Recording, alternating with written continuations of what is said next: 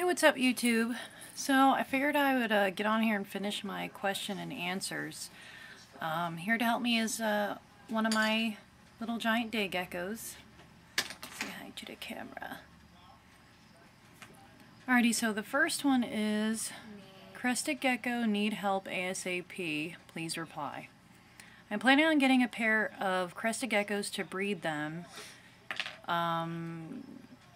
Do you have any for sale? Actually, I do have some cresteds. And could you give me a supply list of everything I would need for a cresty?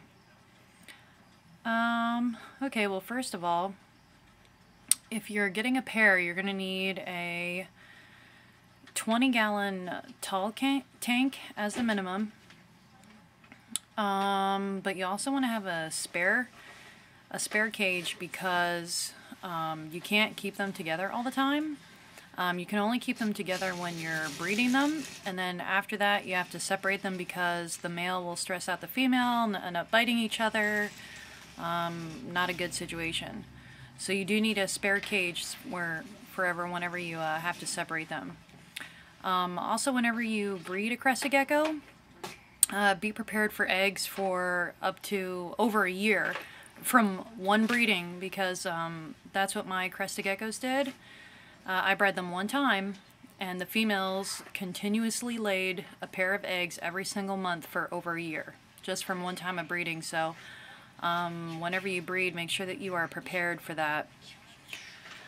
And everything that you would need, well, you would need a 10-gallon minimum for just one crested gecko for whenever you're separating them, but you will need a 20-gallon tall minimum whenever you put them together. You're going to want climbing branches, vines, leaves, so that they can hide. If they are not adult size, you want to put newspaper as a substrate.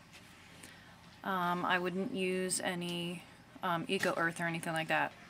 Whenever they are adults, you can use eco-earth, but don't use any like wood chips or pebbles or anything that's big, because they can accidentally ingest it and become impacted and die.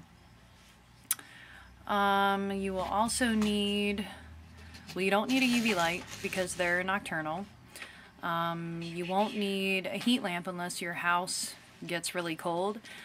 Crested geckos usually prefer temperatures in the 70s. You can actually watch my, I have a crested gecko care video. Go to my channel and search for it, and it will tell you how to take care of crested geckos. How often do you miss them? What to feed, etc. That's also in the care video. You can feed them crested gecko diet, which is a prepared diet. It's just like powder that you mix with a water.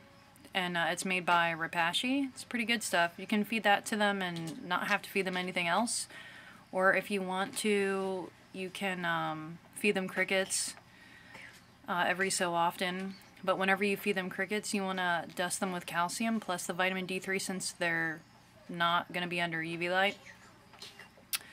And again, watch my care video because it has all the details on how to take care of them. Can they be fed solely on the crested gecko diet? Yes, they can. And incubation. Incubation, you can incubate eggs at room temperature. The way that I incubate mine is I buy the hatch-right, and it's already mixed with water, so it's already moist, just ready to go out of the bag. You just put it in like a plastic container, and you just make like a small indent where you're going to put the egg.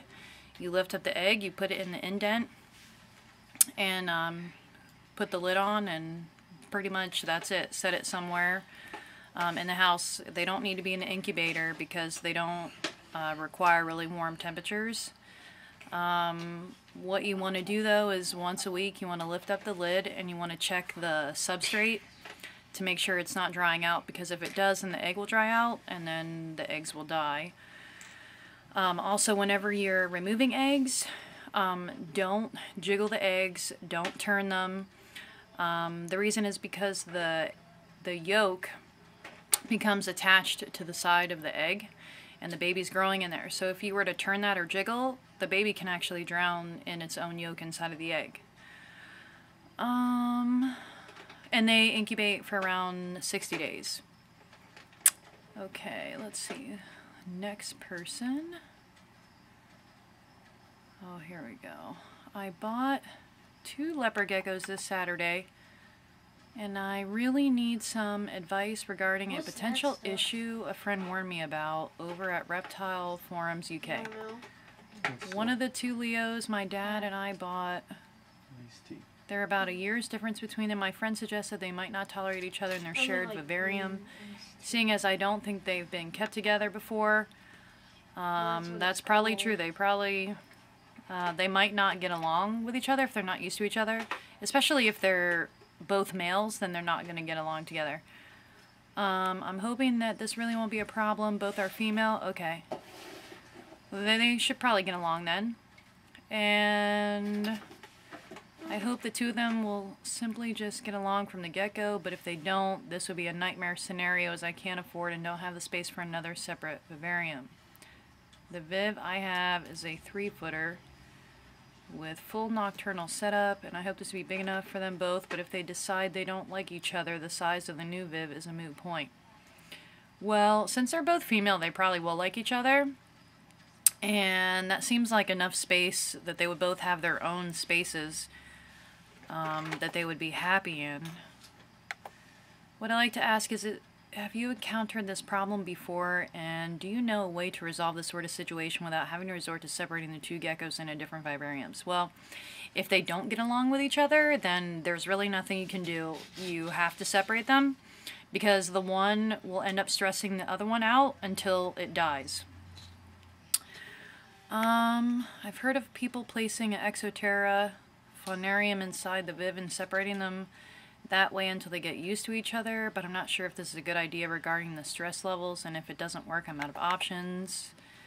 Like I said before, if you put them together and they don't get along, they will have to be separated. I mean, at first, it's actually normal at first to see a little bit of a squabble, because the one gecko is going to try to become dominant over the other gecko, but once the dominance is established, whoever is the dominant one and the submissive one, then they should get along and be fine. But what you want to watch for is if the one gecko doesn't eat as much and starts losing weight, hiding all the time, then that means it's really stressed out and it can't act normal because the other one is being too dominant, and that's when you need to separate. Or, of course, if you notice bite marks and things like that. I'm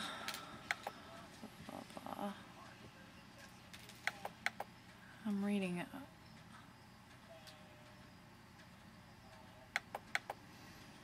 Okay.